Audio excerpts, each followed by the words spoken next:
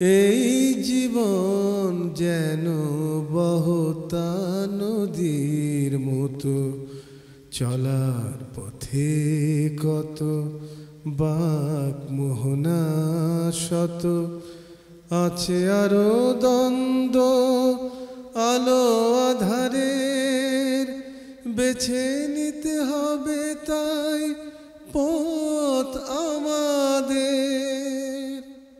আসসালামু আলাইকুম প্রিয় দর্শক, আপনারা যারা দেশে আছেন প্রবাসে, সবাইকে জানাই অনেক অনেক প্রীতি ও শুভেচ্ছা। শুরু হলো এনটিভি আয়োজিত এবং লাভিল নিবেদিত টক শো আলোকপাত। আমাদের আজকের বিষয় অনন্য ইবাদত হজ। আপনাদের সাথে আছি আমি জয়নুল আবেদিন আজাদ। আর আজকে আমাদের মাঝে অতিথি হিসেবে উপস্থিত আছেন মুফতি সাইফুল ইসলাম। আসসালামু আলাইকুম রহমতুল্লাহ। প্রিয় দর্শক, আমাদের প্রিয় এই পৃথিবী নিয়ে এখন আর আমরা বোধহয় তেমন সন্তুষ্ট নই। চারিদিকে যুদ্ধংদেহী মনোভাব, চোখ রাঙানি,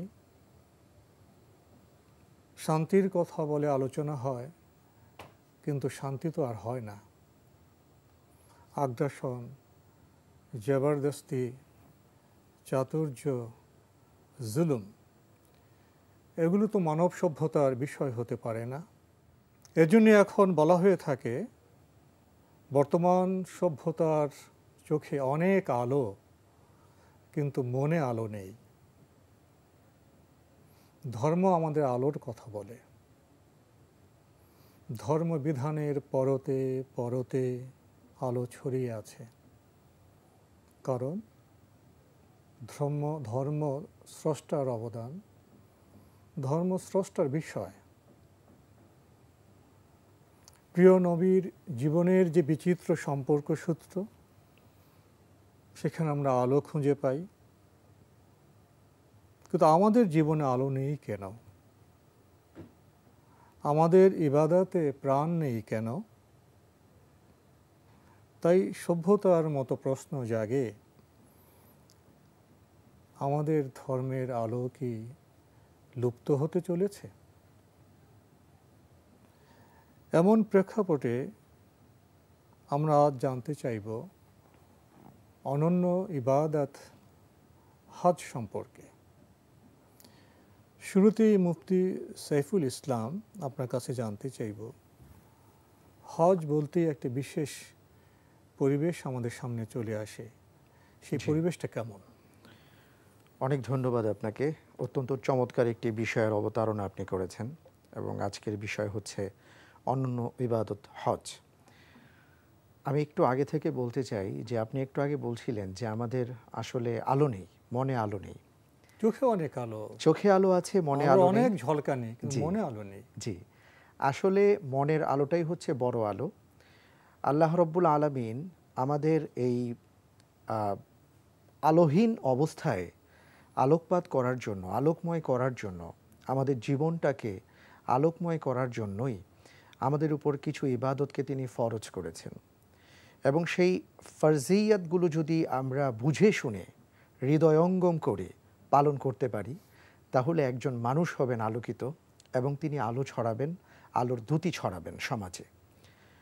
হজের কথা আপনি বললেন যে হজের একটা পরিবেশ, হজ শুনলেই আমরা আমাদের চোখের সামনে ভেসে ওঠে একটি অসাধারণ দৃশ্য। সারা পৃথিবী, উত্তর থেকে দক্ষিণ থেকে পূব থেকে পশ্চিম থেকে, কৃষ্ণকায় মানুষ, শ্বেতকায় মানুষ, ধনী দরিদ্র সব সাদা কাপড় পরে এক জায়গায় চলে আসছে, একটি জায়গায় চলে আসছেন, এবং সবাই সমান সেখানে।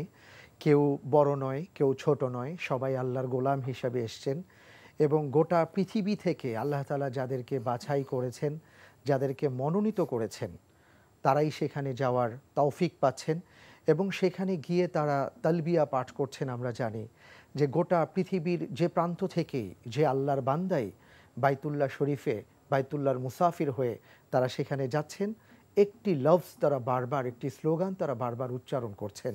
আরবি হতে পারেন তিনি ইংরেজ হতে পারেন, জার্মান হতে পারেন, ফ্রান্স হতে পারেন, হিব্রু হতে পারেন, মানে যেই ভাষাই হোক না কেন একই ভাষায় লাব্বাইক আল্লাহুম্মা লাব্বাইক, লাব্বাইক লা শারীকা লাক লাব্বাইক ইন্নাল হামদা ওয়ান নি'মাতা লাকা ওয়াল মুলক লা শারীকা লাক। এই যে তালবিয়া আমরা উচ্চারণ করলাম, এর অর্থটা কি আপনি একটু ব্যাখ্যা করবেন? প্রথমে বলছি লাব্বাইক আল্লাহুম্মা লাব্বাইক, যে হে আল্লাহ, হে আমার মালিক, আমি হাজির হচ্ছি, আমি আপনার দরবারে আসছি, বান্দা আমি হাজির হয়েছি, আমি হাজির হচ্ছি। এখানে একটু বিষয় যদি আমরা চিন্তা করি, যে আমাদেরকে কিন্তু ৪৫০০ বছর আগে দাওয়াত দেওয়া হয়েছিল। হযরত ইব্রাহিম আলাইহিস সালাম আমাদেরকে দাওয়াত দিয়েছিলেন আল্লাহ তাআলার নির্দেশে। আল্লাহ বলেছিলেন ওয়াআযিন ফিন্নাস বিল হাজ্জি আতুকা রিজালান ওয়া আলা কুল্লি দামির ইয়াতিনা মিন কুল্লি ফাজ্জিন আমিক। যখন কাবা ঘরটা তিনি পুনর্নির্মাণ করেছিলেন, আল্লাহ তাআলা বললেন যে এবার আপনি হজের আযান দেন। হজের আহ্বান যখন হযরত ইব্রাহিম আলাইহিস সালাতু ওয়াস সালাম করলেন, সেই আহ্বান আমি যেখানেই শুনেছিলাম, আজকে সেই আহ্বানে সাড়া দিয়ে আমি যে যাচ্ছি, এই যাওয়ার প্রথম কথাটি হচ্ছে লাব্বাইক আল্লাহুম্মা লাব্বাইক, হে আমার মালিক, আমি হাজির হচ্ছি, আপনি যে আমাকে দাওয়াত দিয়েছিলেন আমি হাজির হচ্ছি। যোগসূত্র স্থাপন করা হলো না? জি, অবশ্যই সেই যোগসূত্র আমরা সেখানে দেখতে পাচ্ছি যে আল্লাহ তাআলা স্থাপন করেছেন। যে দেখুন, এই পুরো প্রক্রিয়াটা যদি আমরা লক্ষ্য করি, যে আল্লাহ সুবহানাহু ওয়া তাআলা একটা ঘরকে নির্মাণ করেছেন, এবং সেই ঘরকে কেন তিনি নির্মাণ করেছেন, সেই মুহূর্তে ইব্রাহিম আলাইহিস সালাতু ওয়াস সালামকে একটু বুঝিয়ে দেওয়া হয়েছিল যে এখানে আল্লাহর ঘর আছে, এবং এই ঘরকে কেন্দ্র করে গোটা পৃথিবীর মানুষ সমবেত হবেন, এবং আপনি হজের আহ্বান করুন। আল্লাহর পক্ষ থেকে আল্লাহর প্রিয় রাসূল হযরত ইব্রাহিম আলাইহিস সালাম যখন এই আহ্বান করলেন, সেই আহ্বানে সাড়া দিয়ে 2018 সালে একজন মানুষ তিনি লাব্বাইক বলতে বলতে যাচ্ছেন। কি অসাধারণ একটা যোগসূত্র আমরা পাচ্ছি। একটি নগরীর পত্তন হয়ে গেল, এবং একটি নগরের পত্তন হলো। এবং আমি যেটা বলছিলাম যে তালবিয়াতে আমরা কি বলি, সেটাই লাব্বাইক আল্লাহুম্মা লাব্বাইক, যে হে আল্লাহ আমি হাজির হচ্ছি, লা শারীকা লাকা লাব্বাইক, আমি কে, আমার পরিচয় কি, এবং আমি আপনাকে কি মনে করি সেটার পরিচয় বান্দা দিচ্ছেন, আপনার সাথে কাউকে শরীক করি না। এই কথাটা বলতে খুব সহজ, কিন্তু মানার ক্ষেত্রে আমরা অনেকেই অনেক জায়গায় বিভ্রান্তির মধ্যে পড়ে যাই। যেমন এখানে বলা হচ্ছে লা শারীকা লাকা লাব্বাইক, আপনার সাথে কাউকে আমি শরীক করি না। খুব সহজ ভাষায়, মোটা কথায় যদি বলা যায়, তাহলে হচ্ছে যে আল্লাহ রব্বুল আলামিনের যত নিয়ামতগুলো আমরা ভোগ করছি, আল্লাহ রব্বুল আলামিনের যত ক্ষমতা আছে, আল্লাহ সুবহানাহু ওয়া তাআলার যত গুণবাচক নাম আছে, আল্লাহ রব্বুল আলামিনের যাবতীয় যা কিছু আমি দেখতে পাচ্ছি, আমার ভালো আমার মন্দ, আমার সব কিছুর মধ্যে একমাত্র একচ্ছত্র আধিপত্য যার, তিনি হচ্ছেন আল্লাহ সুবহানাহু ওয়া তাআলা।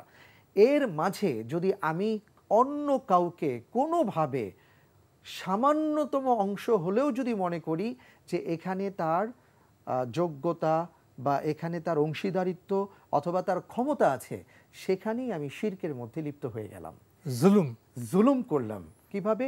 যে জুলুম বলা হয় এমন বিষয়কে যে যেটাকে বা যে কোনো বস্তু বা যে কোনো জিনিসকে যেই জন্য রাখা হয়েছে, সেটাকে যদি আমি অপাত্রে ব্যবহার করি, অন্যভাবে ব্যবহার, অর্থাৎ যথা বিষয়কে যথাস্থানে রাখতে হবে, তার বাইরে চলে গেলেই জুলুম হবে।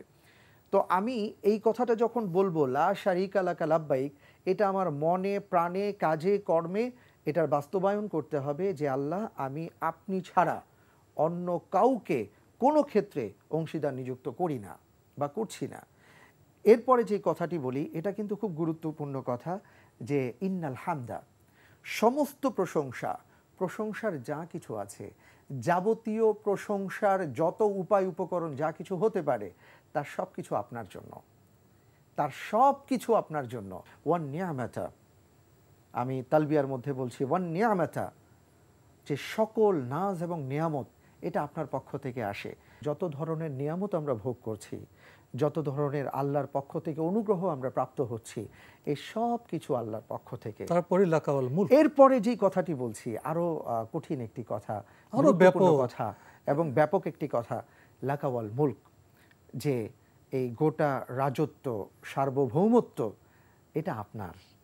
এই জমিনের বুকে যে আমরা আছি, এই জমিন তো আমাদের নয়, এবং এটা আমরা খুব ভালোভাবেই উপলব্ধি করি যে যখন কারো ক্ষমতা আছে, একটা পর্যায়ে তাকে ক্ষমতা ছেড়ে দিতে হয়। হয়তো কারো এই জমিনের উপরে তার প্রভাব প্রতিপত্তি ক্ষমতা অথবা তার সম্পদের পাহাড় তিনি গড়েছেন, এই সব কিছু ছেড়েই কিন্তু তাকে চলে যেতে হয়। এই বিষয়টাই এখানে আমাদের অনুধাবন করতে হবে যে রব্বুল আলামিন যে জমিনের উপরে আমরা আছি, এই জমিন তো আপনার, এই রাজত্ব আপনার, সার্বভৌমত্ব আপনার, মালিকানা আপনার, এখানে আমরা কিছুই নই। আপনি আমাদেরকে অনুগ্রহ করেছেন, অনুগ্রহের ফলেই আমরা চলতে পারছি। এরপরে আবার সে লা শারীকা লাক, এরপর আবার বলা হচ্ছে লা শারীকা লাক, যে আমি আপনার সাথে শরীক করি না, আপনার কোনো শরীক নেই, জি, আপনি একচ্ছত্র অধিপতি, আপনি একমাত্র ইলাহ। জি।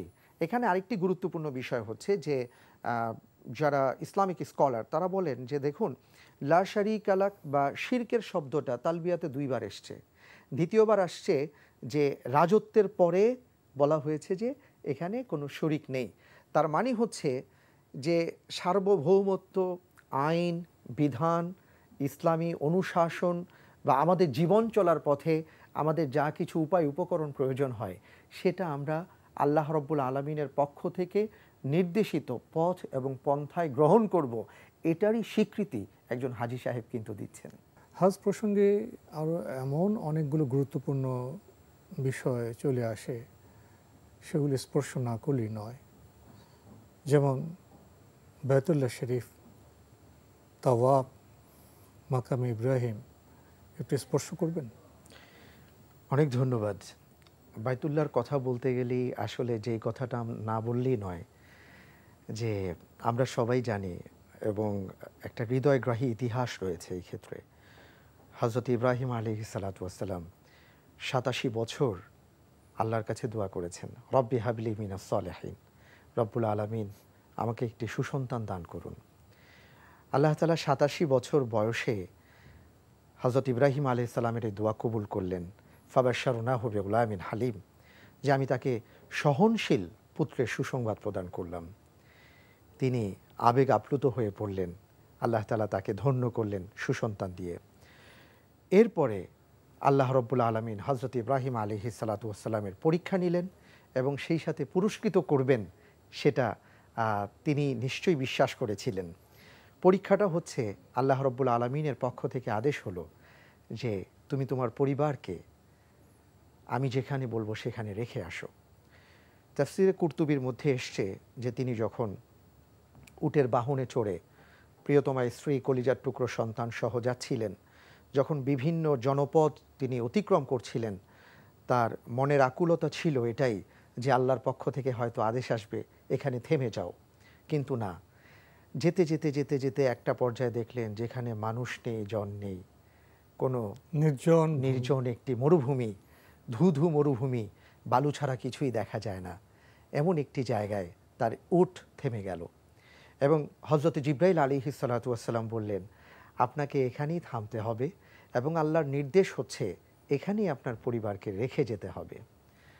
কি কঠিন একটি পরীক্ষা, চিন্তা করা যায়। তিনি জিজ্ঞেস করলেন কেন? হযরত জিবরাইল আলাইহিস সালাতু ওয়াস সালাম বললেন, এখানে আল্লাহর একটি ঘর আছে, এই ঘরটিকে আপনি এবং আপনার পুত্র সহকারে পুনর্নির্মাণ করবেন, আল্লাহ সেটাই চাচ্ছেন।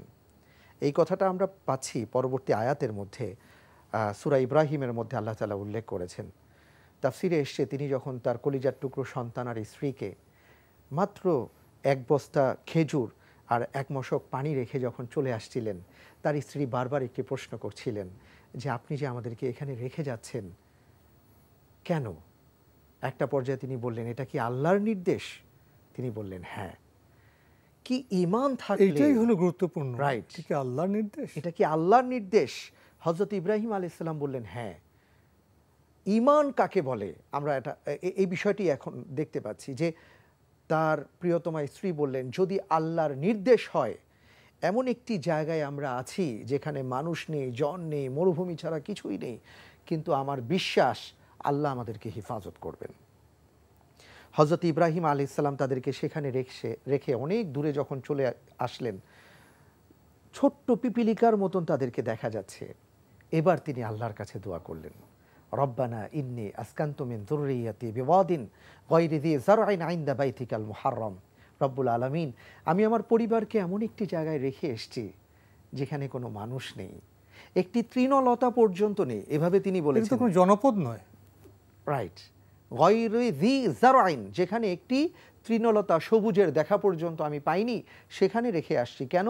ইনদা বাইতিকাল মুহাররম, আমি জেনেছি আপনার সম্মানিত ঘর সেখানে আছে। এই ঘর যখন পিতা পুত্র মিলে নির্মাণ করলেন, আল্লাহু আকবার, সেখানে কিন্তু হজরে আসওয়াদের একটা বিষয় আছে, না বললেই নয়, যে একটি পাথরের দরকার ছিল। হজরত ইব্রাহিম আলাইহিস সালাম পুত্রকে বললেন যে বাবা একটা পাথর লাগবে, নিয়ে এসো। তিনি পাথর কোথাও খুঁজে পাচ্ছেন না। কিছুক্ষণ পর এসে দেখলেন যে একটি পাথর তিনি সেখানে লাগাচ্ছেন। তখন পুত্র জিজ্ঞেস করলেন, হজরত ইসমাইল আলাইহিস সালাম জিজ্ঞেস করলেন যে বাবা এই পাথরটা আপনি কোথায় পেলেন? হজরত ইব্রাহিম আলাইহিস সালাম বললেন যে দেখো, আল্লাহ তাআলা তার ঘরকে পূর্ণ করতে চেয়েছেন, এই জন্য পাথর তিনি যেখান থেকে পাঠাবার সেখান থেকে পাঠিয়েছেন। কেউ কেউ বলেছেন সেটাই হাজরে আসওয়াদ। তো এই যে ঘরটা নির্মাণ করলেন, আমাদের গোটা পৃথিবীর বুকে যারা আল্লাহর দলের লোক, আল্লাহ তাআলা তাদের জন্য প্রধান কার্যালয় নির্মাণ করলেন। এবং এই ঘরটি কিন্তু ইব্রাহিম এবং ইসমাইল আলাইহিমুস সালাতু ওয়াস সালাম যে নির্মাণ করেছেন সেটা নয়। আল্লাহ তাআলা বলেছেন ইন্না আউওয়ালা বাইতিন উদিআ লিন-নাস, পৃথিবী সৃষ্টির পরে রব্বুল আলামিন প্রথম যে ঘরটি নির্মাণ করেছেন সেটা হচ্ছে পবিত্র কাবা শরীফ। এই সেই বাইতুল্লাহিল হারাম পুনঃসংস্কার করলেন। এরপরে যে কথাটি বলতে চাই যে এই সেই কাবা ঘর যে হাজী সাহেবরা যাবেন, আমি বিনীতভাবে অনুরোধ করব যে কাবাকে কেন্দ্র করে আল্লাহ তাআলা যে আয়াতে কারিমাগুলো নাজিল করেছেন, আপনারা একটু চিন্তা করে যাওয়ার চেষ্টা করবেন। আপনি কোথায় এসেছেন, আল্লাহ তাআলা আপনাকে কোথায় নিয়ে গেছেন। এই সেই কাবা, যেই কাবাকে কেন্দ্র করে আল্লাহ তাআলা অসংখ্য আয়াতে কারিমা নাজিল করেছেন। বলেছেন ওয়ামান দাখালাহু কানা আমিনা, যে সেখানে যেতে পারবে। কাবা শুধু ইমানত নয়, না শুধু ঘর নয়, না, এর ইতিহাস আছে, ইতিহাস আছে, এর সাথে ইবাদত আছে। জি, এগুলো আমাদের তো উপলব্ধি করতে হবে। এবং আপনি কাবার সাথে মাতাফের কথা তাওয়াফ, জিজ্ঞেস করেছেন, জি মাকাম ইব্রাহিম, জি, এই যে তাওয়াফের কথাটা, যে আমরা হাজী সাহেবদেরকে বলবো যে আপনারা যখন তাওয়াফ করবেন, আল্লাহু আকবার, এই কথা যদি আমরা চিন্তা করি যে আমি এমন জমিনের উপর পা রেখেছি কাবাকে কেন্দ্র করে, আমি প্রদক্ষিণ করব, এখানে আল্লাহ রাব্বুল আলামিনের কত অসংখ্য প্রিয় বান্দা প্রদক্ষিণ করেছেন, আল্লাহ তৌফিক দিয়েছেন সেখানে আমাকে পা রাখার, আমি তাওয়াফ করব। কত মহান ব্যক্তিদের পদচিহ্ন এখানে আছে। হযরত ইব্রাহিম, হযরত ইসমাইল, অসংখ্য নবী রাসূলগণ এখানে এসেছেন, তাদের পদঙ্ক আমরা অনুসরণ করে আল্লাহর ইবাদত করছি। আল্লাহ তাআলা সূরা কুরাইশের মধ্যে বলেছেন ফালিয়াবুদু রব্বা হাযাল বাইত, তারা যেন এই ঘরের মালিকের ইবাদত করে।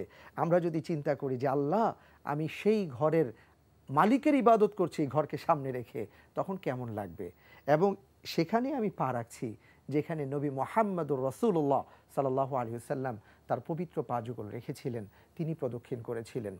মাকাম ইব্রাহিম, আল্লাহ তাআলা কোরআনে কারীমের আয়াত নাজিল করেছেন ওয়াত্তাখিযু মিন মাকাম ইব্রাহিম মুসাল্লা, ইব্রাহিম আলাইহিস সালাতু ওয়াস সালামের যেখানে পা রেখেছেন সেই জায়গাটিকে তোমরা নামাজের জায়গা হিসাবে গ্রহণ করো।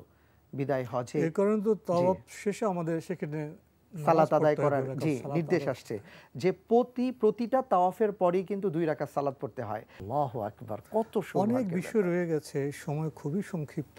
এরপরে সাই প্রসঙ্গে, জি সাফা মারওয়া প্রসঙ্গে যদি জি অনেক ধন্যবাদ। সাইর ব্যাপারে যে কথাটা বলতে চাই, দেখুন মা হাজেরা আলাইহা সালাতু ওয়াস সালাম ছুটেছিলেন পানির জন্য, একবার সাফাতে একবার মারওয়াতে, এবং তিনি দূর থেকে যখন মরীচিকা দেখছিলেন, টলটলায়মান একটা দৃশ্য তার সামনে ভেসে উঠছিল, তিনি ভেবেছিলেন সেখানে পানি আছে। সন্তানের জন্য তিনি দৌড় দিয়েছেন, কিন্তু ইচ্ছেটা ছিল যে আল্লাহকে সন্তুষ্ট করার জন্য সেখানে তাদের অবস্থান। আল্লাহ এতটা সন্তুষ্ট হলেন, কিয়ামত পর্যন্ত যত আদম সন্তান হজে যাবেন তারা সাই করবেন। আল্লাহ ওই ইতিহাসটাকে জাগিয়ে রেখেছেন যাতে করে আমরা এই শিক্ষাটা নিতে পারি যে মা হাজেরা আল্লাহকে সন্তুষ্ট করার জন্য এখানে অবস্থান করেছিলেন। আল্লাহ রব্বুল আলামিন সন্তুষ্ট হয়ে এটাকে ইবাদত হিসাবে গণ্য করেছেন। আমরা যদি কেউ কোনো কাজ আল্লাহর জন্য করতে পারি, আল্লাহ তাআলা আমাদের জন্য এমন একটা ব্যবস্থা করে দিবেন যাতে করে আমরা দুনিয়াতেও যে বেঁচে থাকবো আর আখেরাতেও আমাদের জন্য প্রতিদান থাকবে। আরও অনেক কথা আছে জি করে থাকি হাজে গেলে। আমরা উকুফে আরাফার প্রসঙ্গ চলে আসে। আল্লাহু আকবার, উকুফে আরাফা তো আসলে খুবই গুরুত্বপূর্ণ একটা বিষয়। যে উকুফে আরাফা, আমি বলবো হাজী সাহেবদেরকে যে অন্তত এই চিন্তাটা যেন আমরা করি। সেদিন তো অনেক ব্যাপার আছে, একটা ব্যাপার হচ্ছে এখানে আমাদেরকে আবার দাঁড়াতে হবে। হাদিসের মধ্যে এসছে আজকে দোয়া করলে দোয়া কবুল হবে, সেই দিন চিৎকার করলে কোনো লাভ হবে না। সুতরাং এই চিন্তাটা যেন আমরা মাথায় নিয়ে চলতে পারি। এবং হজ শেষে রাসূল সাল্লাল্লাহু আলাইহি সাল্লাম বলেছেন, মান হাজ্জা লিল্লাহি ফালাম ইয়ারফাস ওয়ালাম ইয়াফসুক রাজাআ কায়াউমিন ওয়ালাদাতহু উম্মুহু। তিনি হজ করলেন, ঝগড়া ফাসাদ করলেন না, অন্যায় করলেন না, অবিচার করলেন না, কোনো পাপাচারে লিপ্ত হলেন না, তিনি নবজাতক শিশুর মতো নিষ্পাপ হয়ে যাবেন। হজের এই শিক্ষাটা নিয়ে যেন আমরা আমাদের জীবনটাকে পরিবর্তন করতে পারি। হজের বিষয়গুলো নিয়ে ঘন্টা পর ঘন্টা বলতে হয়, উপলব্ধির কোনো শেষ নেই, অনুভবের কোনো শেষ নেই। প্রশ্ন হলো আমরা উপলব্ধি করব কি, অনুভব করব কি, হজ থেকে ফিরে এসে আমাদের জীবনে পরিবর্তন হবে কি? এই প্রশ্নগুলো রেখে আজকে এখানে অনুষ্ঠান শেষ করতে চাই। আপনি কষ্ট করে আমাদের স্টুডিওতে এসেছেন, সময় দিয়েছেন, সেজন্য আপনাকে অনেক ধন্যবাদ। আপনাকে অনেক ধন্যবাদ, এনটিভিকে ধন্যবাদ এত সুন্দর আয়োজনের জন্য। প্রিয় দর্শক, আমরা এতক্ষণ দেখছিলাম এনটিভি আয়োজিত এবং লাভেলো নিবেদিত টক শো আলোকপাত। আমাদের আজকের বিষয় ছিল অনন্য ইবাদত হজ। আমাদের অনুষ্ঠান আপনারা এনটিভি অনলাইনেও দেখতে পারবেন, ভিজিট করুন www.ntvbd.com। এছাড়া ইউটিউবে এবং আমাদের ভেরিফাইড ফেসবুক পেজে অনুষ্ঠান দেখতে পারবেন। প্রিয় দর্শক, আমরা বলেছি অনন্য ইবাদত হজ। আমরা বলেছি এই সভ্যতায় চোখে অনেক আলো, হৃদয়ে আলো নেই। আমরা বলেছি আমাদের ধর্মের পরতে পরতে আলো, কিন্তু আমাদের আচরণে আলো নেই কেন? এই আত্মসমালোচনার নিরিখে আসুন আমরা পবিত্র হজকে উপলব্ধি করি, আমাদের ইবাদতকে উপলব্ধি করি, জীবনকে আমরা সৌন্দর্যমণ্ডিত করি, পবিত্র করি। তাহলে বোধহয় আমাদের সমাজ কাঙ্ক্ষিতভাবে সুন্দর হবে, পৃথিবী সুন্দর হবে। মহান আল্লাহর কাছে আজকে এটাই আমাদের প্রার্থনা। প্রিয় দর্শক, মহান আল্লাহ আমাদের সবাইকে নিরাপদে রাখুন, রাখুন শান্তিতে। আসসালামু আলাইকুম। চলার পথে শত বাক মোহনা কত আছে আরো দ্বন্দ্ব, আলো আধারের বেছে নিতে হবে তাই পথ